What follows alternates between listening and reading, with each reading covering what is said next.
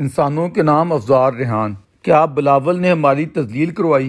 گوا میں جب انڈین وزیر خارجہ جے شنکر ٹیررزم یا آتنکواد کے خلاف بات کر رہے تھے، اگر ان کے پاکستانی ہم منصب بلاول بھٹو زرداری میں ذرا سی بھی سفارتی میچورٹی ہوتی تو فوری طور پر اس اظہار خیال کی ستائش کرتے ہوئے جوابی تقریر میں یہ کہتے کہ اے باسیان ہند، آپ ہمارے بڑے بھائی ہیں۔ آپ کے جسد قومی پر آتنکوادیوں نے جو گہرے زخم لگائے ہیں، ہم سب پاکستانی ان پر دکھی ہیں۔ اگر ہماری طرف سے ایسے دہشت گرد یا نان اسٹیٹ ایکٹرز ادھر گھسے ہیں تو ہم اس پر شرمسار اور معذرت خواہ ہیں۔ ہمارے بڑوں سے اگر غلطیاں یا کوتاہیاں سرزد ہوئی بھی ہیں تو ہم ان کی ریمیڈی یا تلافی کرنے کے لیے کوشاں ہیں۔ ہم آپ کے دکھ کو اپنا دکھ اور آپ کی چوٹ کو اپنی چوٹ سمجھتے ہیں۔ ہم اپنے ملک میں ان خونخوار بھیڑیوں سے لڑ رہے ہیں، ہم انہیں چن چن کر ماریں گے۔ کسی آتنکوادی کو اس قابل نہیں رہنے دیں گے کہ وہ آپ کے اس تہذیبی گہوارہ ہند پر یا خود ہم پر حملہ آور ہونے کے قابل رہ سکیں۔ اس کے بعد یہ کہنا بنتا تھا کہ ہم اس ٹیررزم کے ہاتھوں کس قدر بے بس اور مجبور رہے ہیں کہ ایسے ہی مذہبی انتہا پسندوں یا طالبانوں نے میری ماں بے نظیر کو، جو امن و سلامتی کے علمبردار تھی، بے دردی سے قتل کر دیا۔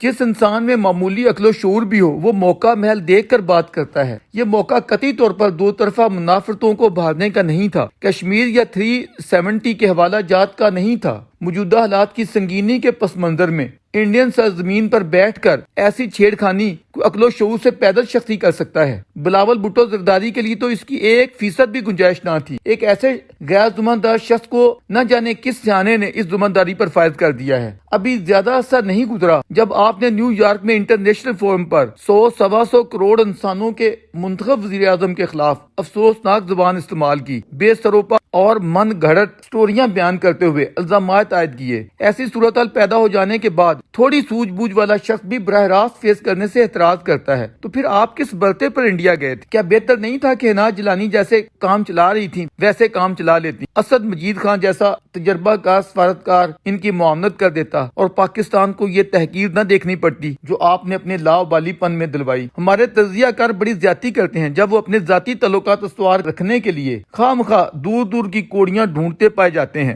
سارا نزلہ طاقتوروں پر ڈالتے ہوئے اپنے بچے کی حماقتوں کو گول کر جاتے ہیں یا بدنیتی سے بری کر دیتے ہیں۔ درویش علا وجہ بصیرت یہ سمجھتا ہے کہ اس سلسلے میں طاقتوروں سے کہیں بڑھ کر یہ سب اس کی اپنی لیڈری کی ہوس میں ہوا ہے۔ کوئی شک نہیں کہ طاقتور منافرتوں بھرے ایجنڈے کے معمار ہیں۔ ہمارے عوام اور نونہالوں کے اذہان میں منافرتیں گھولنے والے بنیادی کردار لا رہے وہ خود ہیں، مگر جس طرح کہتے ہیں کہ کچھ شہر دے لوگ بھی ظالم سن، کچھ سانو مرن دی شوق بھی سی۔ بلاول بھٹو زرداری کے نہا خانوں میں ایک بڑھاس ہے جلدی سے جلدی وزیر اعظم بننے کی، اور یہ جلن کسی طرح بھی ہمارے کرکٹر کھلاڑی کی جلن سے کم نہیں ہے۔ اس حوالے سے وہ اپنی ماں سے کہیں زیادہ اپنے نانا کو کاپی کرتا پایا جاتا ہے، لیکن اس ناپختہ نوجوان کو اتنا ادراک ہونا چاہیے کہ یہ 60 یا 70 کی دہائی نہیں ہے۔ تب تک انڈیا دشمنی اور منافرت کا سودا بکتا بھی تھا۔ اب یہ سودا سامنے لا کر آپ اپنے مہربان طاقتوروں کے تو منظور نظر بن سکتے ہیں، لیکن لازم نہیں کہ پبلک میں آپ کو زیڈ بھٹو جیسی اٹھان مل سکے۔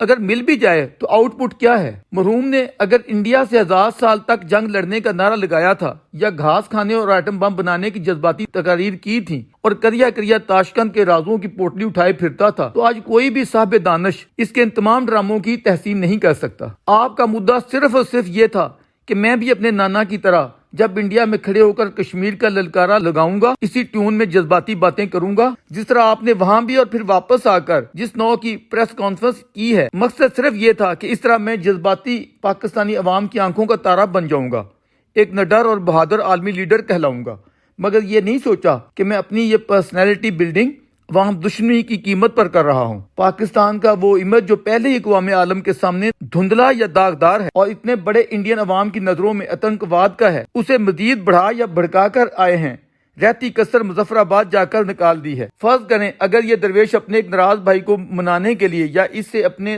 برادرانہ تعلقات بہتر استوار کرنے کے لیے اپنے بچے کو اس کے گھر بھیجتا ہے کہ بیٹا کچھ میری بھی کوتاہیاں، غلطیاں یا لغزشیں ہیں، کچھ میرے بڑے بھائی کو بھی غلط فہمیاں ہیں، میرا مدعا ہرگز بڑے بھائی کو نقصان پہنچانے یا اس کی عزت خراب کرنے کا نہ تھا، مگر کچھ ایسے واقعات لگاتار ہوئے ہیں جن کے کارن وہ مجھ سے بدگماں ہو گیا ہے، اس نے میرے سے منہ موڑ لیا ہے یا وہ مجھے اپنا دشمن خیال کرنے لگا ہے۔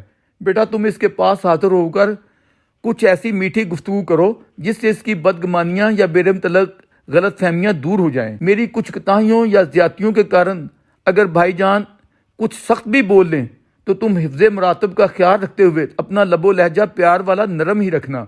اس سے ہم دونوں بھائیوں کے برادرانہ تعلقات اثر نو استوار ہو سکتے ہیں۔ درویش اپنے تمام اہل وطن کے سامنے یہ سوال رکھتا ہے کہ اس خیاس گالی یاترا کے نتیجے میں اگر بدگمانیاں کم ہونے کی بجائے مزید بڑھ جائیں، میرا بیٹا میرے بڑے بھائی سے نرمی کی بجائے مقابلے بازی پر مبنی ایسی نفرت بھری گفتگو کرے کہ بھائی جان کا پارا اگر 50 ڈگری پر تھا پھر 100 ڈگری پر چلا جائے، تو کیا اس بچے کی کاوش کامیاب قرار پائے گی یا ناکام؟